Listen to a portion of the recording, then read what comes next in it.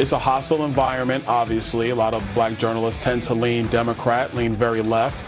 Hostile environment, but Donald Trump was there to answer the questions about the things that do matter to black America, like matter to all of America. And it is securing our border, it is inflation, it's energy policy, and so much more. That's a major step forward, not only for President Trump, but really for our entire country, because he's not afraid of going into any venue at any time, anywhere. It's a hostile. That's Byron Donalds, the great Byron Donalds from the state of Florida, Congressman Byron Donalds. I still would have liked to see him as a VP candidate, but maybe he's headed to the governor's mansion. Byron Donalds on with Larry Kudlow last night on Fox Business talking about Donald Trump at the Black Journalists Convention in Chicago, which has created a lot of viral opportunities for videos and for interpretation by people in the media. The reality is Donald Trump was invited and he was told his opponent, whomever it is this week from the Democrat Party, would be there, and that was not true. He was delayed, not by his doing, by the, I don't want to say incompetence of the Democrats, but we were told it was a technical problem, and that happens. I get it. So Donald Trump was attacked initially. He responded, and then he also made a statement questioning Kamala Harris's nationality. She identified at one point extensively as the Indian American, and now she's a black American. And Mr. Trump brought that up, and you're not allowed to ask those questions. You're not permitted. How dare you, sir? And then he went to Harrisburg, Pennsylvania for a gigantic rally. Another rally, there will be a rally in Butler, PA, where Mr. Trump is going to raise money for the victims of the shooting. And we should talk about that new video. One of the victims put out a video that shows someone, we presume it was the shooter, running along the rooftop just moments before the shots rang out. Did nobody see the guy running along the rooftop? Absolutely infuriating. That story seems to have gotten pushed off to the side because we also have this massive prisoner swap happening. We have at least 24 prisoners exchanged between 7 countries. 7. And we are getting back Evan Gershkovich, the journalist from the Wall Street Journal, who had just been sentenced to 16 years in a maximum security prison in Russia, and Paul Whelan, who's also been held by the Russians for years, former Marine. But we need to know who we're sending back. Who are we sending back? Turkey at the center of all of this. Details will be unfolding all day long. We're going to see stuff coming out all day long. We're also following up on some of the questions about the Olympics. We gave the Olympics yesterday the Woke Olympics gold medal because they are the wokest Olympics. And I didn't think they could get more woke, but it just happened again, as we reported earlier with the boxer, a man pretending to be a woman and beating up on a woman who's not pretending to be a woman. She's actually a biological woman, and winning a bout in 46 seconds. And I predict you're going to see more people saying, we're not going to fight men. More women saying, there's no way, stop it. But why the Olympics allowed this to happen just does not make any sense. That person previously failed the standards. This reminds me of back in the old Cold War era when East Germany was often sending people who appeared to have been genetically modified and to compete as women, and they looked tougher than some of the men that we were sending there. But that's a subject for many comedic routines. We have so much going on today on the Chris Plant Show. With me, Mike Opelka, sitting in for my friend Chris Plant. You're welcome to join the conversation as we begin the month of August and getting closer and closer to that all-important election. And I have to wonder about the debates coming up. I really wonder about the debate coming up. There had been one scheduled in the first third of September. The date keeps kind of moved around. I know Donald Trump isn't keen on ABC News getting that debate. And yesterday he made it very clear that he wasn't happy in the question back and forth on the stage in Chicago, that he didn't want to make ABC News wealthy because they will make money. They will sell ads. There will be people tuning in. And he's been pushing to maybe move that debate elsewhere. Perhaps it gets moved to Fox. Even though he's had his fights back and forth with Fox, it's certainly probably going to afford him a much more level playing field. But last night in Harrisburg, Pennsylvania, Donald Trump was trying to address some of the questions about the debates going forward, and how Kamala Harris has said that Donald Trump is backtracking. He's backpedaling. He doesn't want to debate me. Really? You really think that? You have not given a live press conference since you have accepted the role as the presumptive nominee. And by the way, as we speak, the Democrats' virtual roll call is going on. I wonder if they have a counter somewhere showing us how many states have called in with their delegates for the anointing of Kamala Harris, the coronation of Kamala Harris as their nominee.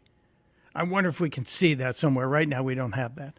But she's saying Donald Trump is afraid to debate me. Yeah, sure. That's sure. Surely the thing that it's too funny. Here's a little bit of Trump last night in Harrisburg. In one of the most astoundingly phony moments in her speech last night, Kamala Harris bragged that, quote, "I will proudly put my record against Donald Trump's any day of the week. I will put it against Donald Trump." This got one of the worst records in anywhere. Well, Kamala, let's go. Challenge accepted. Are you ready? Let's compare our record point by point.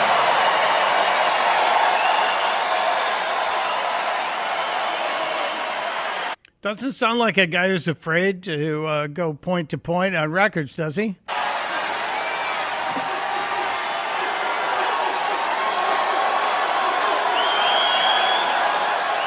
Crowd was certainly behind him. What a shock. A Trump crowd is behind Donald Trump. Yeah, they were very, very positive. Very positive. Donald Trump is now starting to focus, once he left Chicago and that journalist convention, he's starting to focus on what he, in my opinion, should be focusing on, and that is the extreme liberalism of the Democrats, because their party leader, which she becomes the party leader, does she not? I believe that is the case when you're the nominee, unless we're all going to bow to Barack Obama, since he is still the titular head. I thought Biden was, but Biden's in a fog somewhere. They really don't know what he's doing. By the way, we did get a notice that the RNC is going to do an evening celebrating Joe Biden. They're going to do a complete celebration of Joe Biden. And there will be a Biden speech that night. So is this like the NBA when a star retires and they have those halftime moments where they give them all the gifts? And so that Joe Biden's going to be gifted with a bunch of glowing speeches, and there'll be a tribute, and then Jill will come out and the confetti will come down, and they'll have a cake or something, and they'll say goodbye to Joey. Maybe there'll be like a big 51 or how many ever years he's been working in politics. So they are effectively writing him off. It is now turning into the Harris-Biden campaign. I think that's a fair assessment of this. And that means that the Trump campaign, with Mr. Trump at the head, certainly should turn on the jets and really push the liberal extremism of this lady. This November, the American people are going to reject Kamala Harris's dangerous liberal extremism in a massive landslide. We're going to, too big to rig, right? Too big to rig. Too big to rig. We're not going to let her turn the United States into a communist San Francisco colony. We're not going to let it happen. No. And that is smart, to focus on Kamala as a liberal San Francisco Democrat that really is. And then they should show the pictures of what San Francisco has become. Did I say, Jeff just whispered in my ear, did I say that the RNC was going to pay tribute to Biden? No, if I did, I meant the DNC. I had a Biden moment there. You know, when you talk about him, you sometimes get a little Biden syndrome. And you have what we call the BBF, the Biden brain fart. And it happens. It happens to all of us. I'm sorry if I said that. I apologize. But it's not like I called a country the wrong name like Kamala Harris did. Or maybe she created a new country. We talk about Kamala Harris and being a liberal. That's bad enough. But the ignorance about the world is really troubling. And I have a feeling this is why she's not doing any live press conferences and why she's mostly reading teleprompter speeches at her events. Because she is a very shallow pool. We used to say she's as deep as a saucer. And maybe it's a mile wide and an inch deep is the description.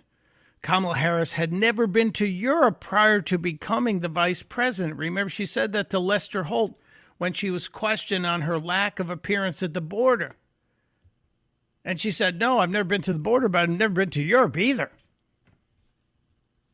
You have to have some understanding of the planet. And you can get some of that from books, but a lot of it comes from experience.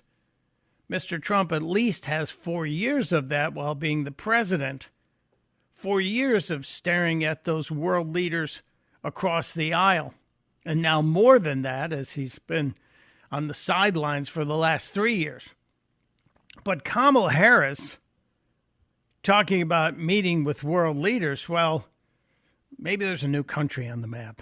I've met with leaders from around the world, countries like Singapore and France, Bahrain and India.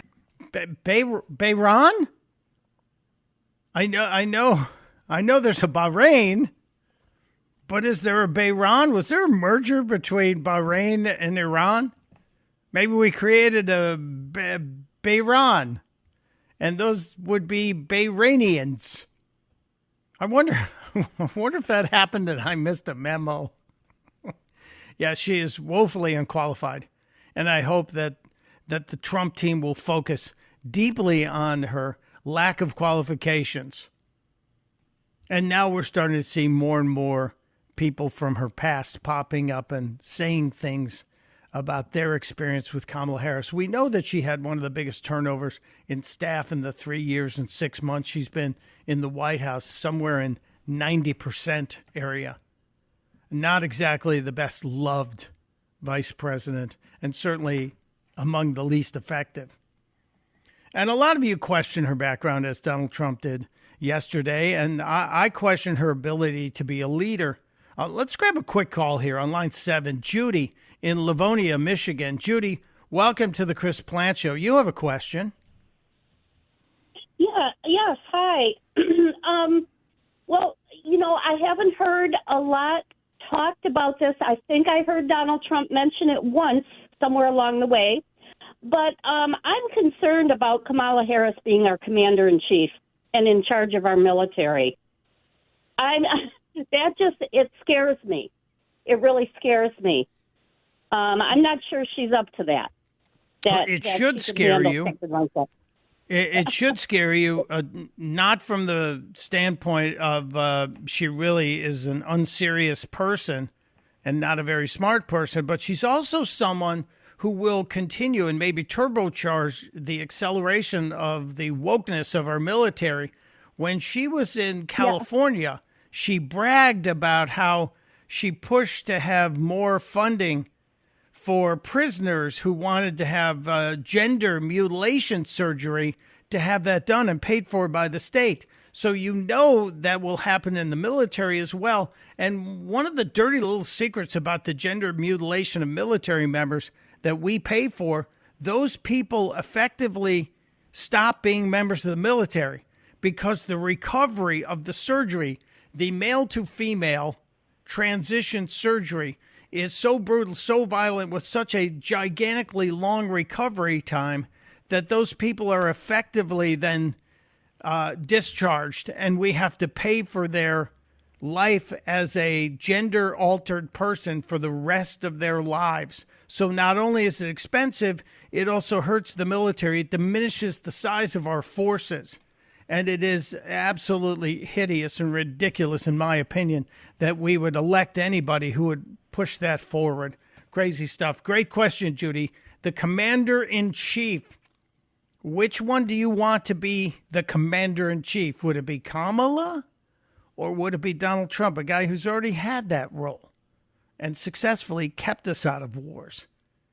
And maybe should be chosen to do that again. It is Mike Opelka. I'm in for Chris Plant, the Chris Plant Show. Boy, oh boy, have we got a lot to get to. I can't believe how fast time is moving today. 888-630-9625. It's the Chris Plant Show. You're listening to the Chris Plant Show.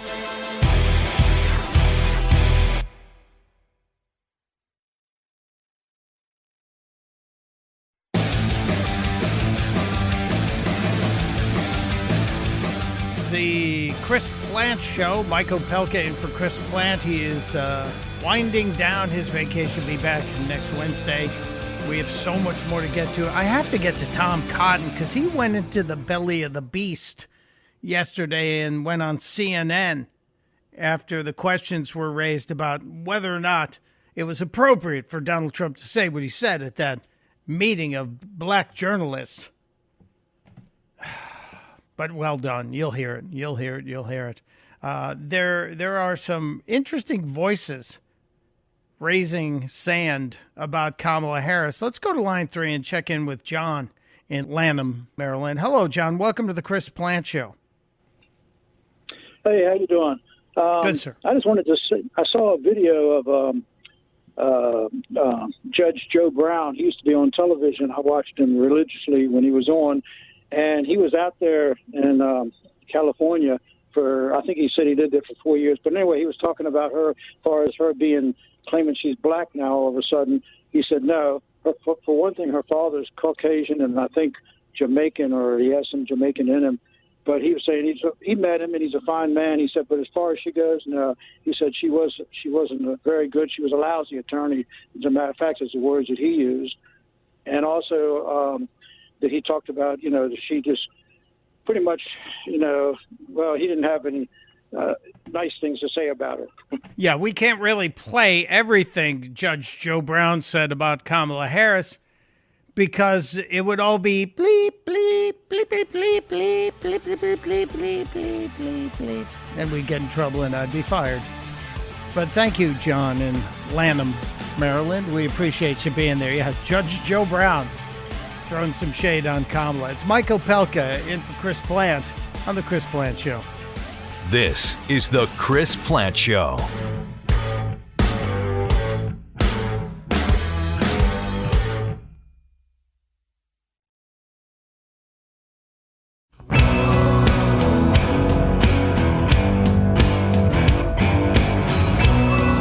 It is the Chris Plant Show. Mike Opelka in for my friend Chris Plant. Happy August, first day of August.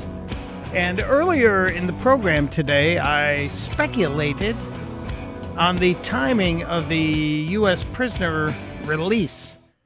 We are getting former Marine Paul Whelan and Wall Street Journal writer Evan Gershkovich back from Russia. And there's this massive deal with 7 nations involved. And I speculated as to the curious timing as we are approaching the presidential election here. And what do you know? The families of Paul Whelan and Evan Gershkovich are at the White House today. Now, I am thrilled. I am absolutely thrilled they are getting their loved ones back. But we have to understand that this is being used for political optics. This is being used totally to benefit the Democrats in the Harris-Biden administration. And President Biden and practicing President Kamala Harris will likely be together because they want those pictures with Kamala and the families of Paul Whelan and Evan Gershkovich. And maybe, I don't know what the timing is on the actual physical return of Whelan and Gershkovich, or if there has to be some kind of debriefing or breakdown of what they experienced before they can be in front of the cameras and the media. And I certainly think their families would probably like the privacy. But we will see. We will see. This is a very fast developing situation. Both Whelan and Gershkovich are currently in the custody of the United States. And as I said, their families are at the White House. So this has to have been known. The timeline on this had to have been set up. And miraculously, just a couple of weeks ahead of the Democratic National Convention. Funny how that happens. I'm sure I'm just some kind of crazy skeptic, aren't I? Yeah. Yes. That's me. We have to be skeptical, especially after what we saw yesterday in relationship to the assassination attempt on Donald Trump, after all the hearings we've had, and the FBI saying, well, we're going to be as transparent as ever. We're going to give you everything we have on the assassination attempt. And yesterday there was a release of a video that showed the shooter for Donald Trump running along the top of the building. It's in the video. It's absolutely in the video. You can see it. How did the snipers, the counter snipers of the FBI miss it? It is just absolutely stunning. At 6:08 p.m., cell phone video that was shot behind Donald Trump captures the shooter running along the roof before he started shooting 3 minutes later. There is a 41-second clip that has the circled a presumed shooter, and you have slow motion shots visible to where the Secret Service counter snipers were. But nobody did anything. Nobody said anything. A warning shot wasn't fired. Nothing. They didn't get Donald Trump off of that roof. And just checked before we came back from commercials, and no one's been fired. Nobody who worked there that day was fired. It really is infuriating. Beyond infuriating. I have to get to Tom Cotton, but before I switch subjects on this, Richard in Los Angeles on line 6 is joining us. Richard, I'm just absolutely beyond angry on what was allowed to almost happen to Donald Trump, and we lost Corey Comparatore and 2 guys who were shot. One of them apparently shot this video. One of the guys who's wounded, this was on his cell phone. This is insane that no one has been fired on this. But you have thoughts on the attempted assassination of Donald Trump? I do. We have 2 words that we should retire. One of them is shooter. The other is the kid. This punk should be referred to as the monster. No other term is, well, there are other terms that are acceptable, but the monster fits very well. This is a monster, and everyone covering for him is a monster as well. Thank you for taking my call, Michael. I'm enjoying your program. Thank you, sir. Appreciate you. See, there are sane people in Los Angeles. I know we beat up on Los Angeles a lot, but that Richard is proof. There are clear-headed individuals in Los Angeles. I know there's many of you. Do not call complaining. But thank you, you're right. This is not a kid. He was 20 years old. He's an adult. He's of his majority. He could have volunteered to serve his country. He could have chosen to fight and die for his country. He could have chosen to defend liberty. Instead, he was hoping to destroy it. Yesterday, while in D.C., I went over to a tennis tournament where my nephew was playing. Sadly, he lost his second-round match at the D.C. Open, and I had to take an Uber to get to Rock Creek Park, where the D.C. Open is happening this week. And my Uber driver was a guy who came here 3 years ago from Afghanistan. And I thought, wow. So you got out of Afghanistan when basically the Biden administration and the bungled withdrawal from Afghanistan happened. He said, yes, I did. He speaks pretty good English, self-taught from reading and watching English-speaking programs, 31 years old. And I asked him what he wanted to do here in America. He's an Uber driver. And he said he really wanted to be in the U.S. military. He spent 7 years as a soldier in Afghanistan. And he loves this country. He's not allowed to be in the U.S. military. He's disqualified from it. I was just stunned by that. I'm like, wow, we're missing the people who really want to do this. Here's a guy who came here. He and his family, his entire family came here. His parents came. They did it the legal way. They applied for green cards. It may take him a couple of years. He's working his butt off as an Uber driver. But he wants to be a member of the U.S. military. And I said, well, you probably have language skills. You probably have regional knowledge.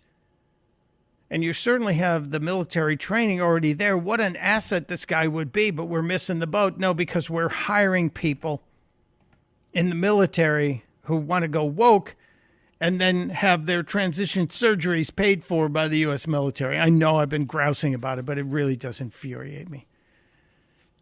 And it was a very educational Uber ride yesterday. I mentioned Mr. Trump and his address, his confrontation with the black journalists in Chicago. And then we had a clip from Byron Donalds, Congressman Byron Donalds, who was defending Mr. Trump on Larry Kudlow's show. And that's easy turf. If you walk into Fox and Kudlow, you're going to get treated pretty well. But it takes a lot of pelotas, a lot of stones, a lot of cojones for somebody to go over to CNN and defend Donald Trump. Senator Tom Cotton yesterday was on with Caitlin, what's-her-name, over there at CNN. And I call her the smug one because she always has kind of a smirk on her face. I don't know why that irritates me, but it does. Maybe that makes me a trivial person. But there was a very interesting back and forth between Senator Tom Cotton and the smirking Caitlin yesterday on CNN. First off, it's refreshing to see a presidential candidate who's willing to go in front of the media, something that Donald Trump knew would be a tough interview. It turned out to be a hostile, adversarial interview, but he's been doing that for 9 years. Kamala Harris, meanwhile, has been hiding out for the 10 days that she's been a presidential nominee. Before then, she used to do interviews every 5 days or so, but now she hasn't faced any media at all. I guess she thinks she can hide out for 100 days until this election. More fundamentally, the issue isn't what race Kamala Harris identifies as. It's the fact that she identifies as a San Francisco liberal. She has a long record, not just as vice president, of being Joe Biden's border czar, standing by the disastrous Afghanistan withdrawal, but running for president herself. She said she was going to take away your health insurance on the job, while she was going to give health insurance to illegal aliens, and that we'd have a lot more of them because she promised that she would decriminalize illegal immigration. She cast the deciding votes as vice president in the Senate for the trillions of dollars of spending that has unleashed inflation on families that make it harder for them to make ends meet. Kamala Harris is a dangerous San Francisco liberal, and that's what really matters to Americans. Now, that 1 minute and 8 seconds from Tom Cotton should be a laundry list of points that you remember when anyone asks you, well, you know, Kamala sounds like she's pretty good. You should go over all that and just share it with your friends because he really nailed it.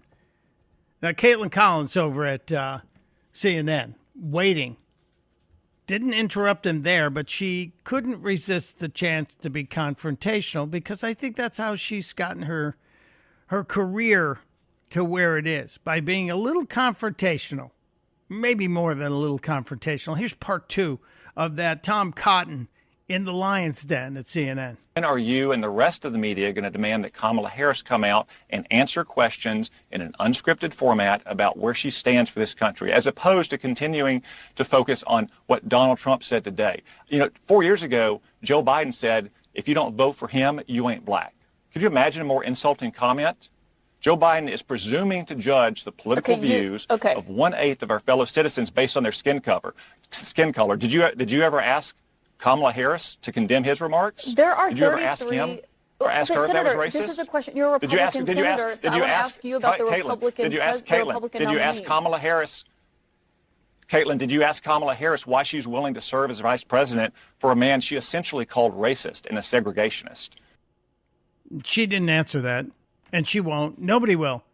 The very first debate, the very first Democrat debate in the 2020 election cycle, Kamala Harris called Joe Biden a racist. And then she financed her campaign based on it shortly before she quit, shortly before she bailed out. It was just great stuff yesterday from Senator Tom Cotton. We don't see that often. We don't get that often. I thought that was pretty darn good stuff. And since I don't really watch CNN all that much, I was pleasantly surprised to see that. All right, I see we've got some calls lining up here. Let's grab a couple of these. We'll take a break, then we'll wrap up because we've got this very fluid situation happening with the release of the Americans from Russia, and there's some other prisoner swap news happening. There are breaking details on the killing of the terrorists by Israel, both in Iran and in Lebanon. There may be some retaliation is what we're hearing could be happening. But let's try and do a little bit of a lightning round. Grabbing line 6 is Tom in Illinois. Tom, welcome to the Chris Plant Show. Thank you for taking the call. So real quick, two things. You were upset yesterday about the FBI agents getting the settlement, and now you're upset nobody's being fired in the Secret Service. I think they're connected. The FBI agents wouldn't have gotten that settlement unless they had a legitimate case. And their case was probably because they were following orders. The same thing in the situation for the Secret Service. They're not fired because they were following orders. That's a very interesting take on it. I think we kind of agreed yesterday that that we could probably call the $2 million paid to Peter Strzok and Lisa Page as hush money because they got caught speaking on their text messages, but they had likely gotten direction from somebody above them. And the same is probably true with the Secret Service, although we're waiting to see if there's more fallout from some of the whispering from the counter snipers that we witnessed a couple days ago with that letter that was sent around. Thank you, Tom. That's an excellent point. Let's go to line 2. Mike in Libertytown, Maryland. Hello, Mike. Welcome to the Chris Plant Show. Thank you. Say, I want to go back to the men and women's sports thing at the Olympics. I think there's a particular group that could really have an impact, and that would be the American basketball team. They could come out as a group and say, we're not participating in these Olympics anymore until this is changed, and just step away from it. I think that would have quite an impact, especially since one of their flag bearers is LeBron James, a pretty activist guy. And it would also say something for men. I think some men need to speak up about this. All I'm hearing is that women are speaking up about it. Where are the men out there that find this just ridiculous and just flat out wrong? Well, so you're suggesting that the Team USA, the men's basketball team, say we're not going to play in the Olympics because the Olympics have allowed men to box against women? Yes, that they're yes. I think that would be that team. You know, to ask another type of participant to make that stand is a lot to ask. They've spent all their lives training for the Olympics. These guys haven't. These guys are pro basketball players. They've got money up the yin-yang. They can make a stand for women. But, Mike, they effectively have.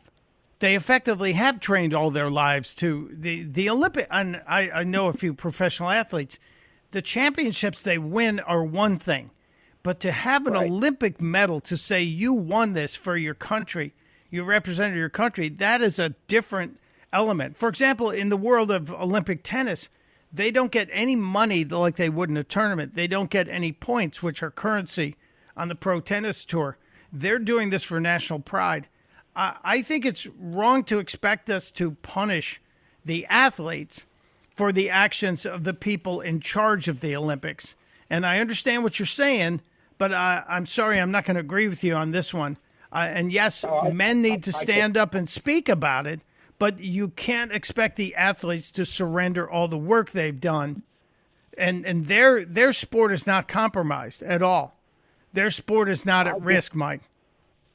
I get that to a point, but I really, as far as basketball, I really have my doubts about how many of them are really up there for the country, especially LeBron James. Well, we can only speculate about what's in people's minds and hearts. But if they're singing the anthem when they are on that medal stand, then I believe them. But I thank you. I got to take a break. I'm getting late here. I'm getting in trouble. It's Mike Opelka in for Chris Plant on the Chris Plant Show. There's only one Chris Plant. The Chris Plant Show.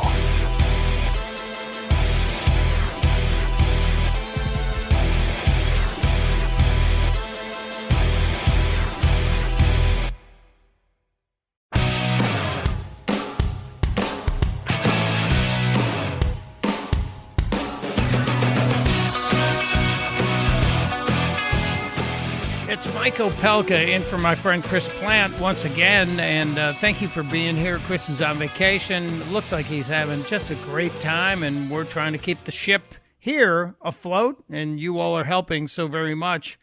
I'll try and grab a couple more calls before I get out of here, but I noticed something, and that's with the help of our friend Tom Elliott over at Grabien, does just great work monitoring the media.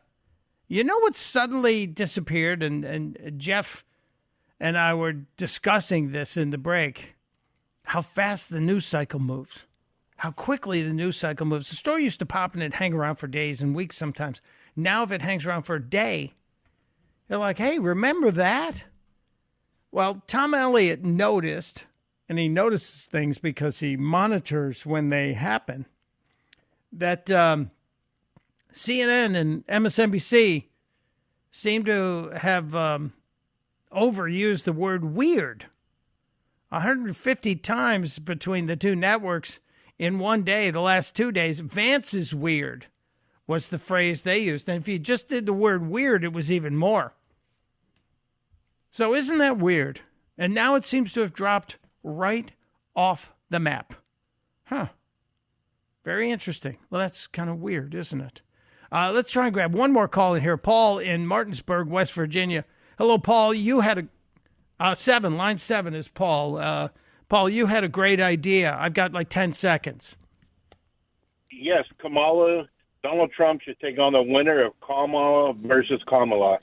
I'm not sure who's going to win 2024 or 2019, Kamala, but I'm sure one of them will win. Well, we'll try and put that together. Kamala dating Kamala. Is that even allowed? It might be a sin. It's Mike Opelka. God willing, I'll be back tomorrow on the Chris Plant Show. Till then, testudo, my friends. Testudo.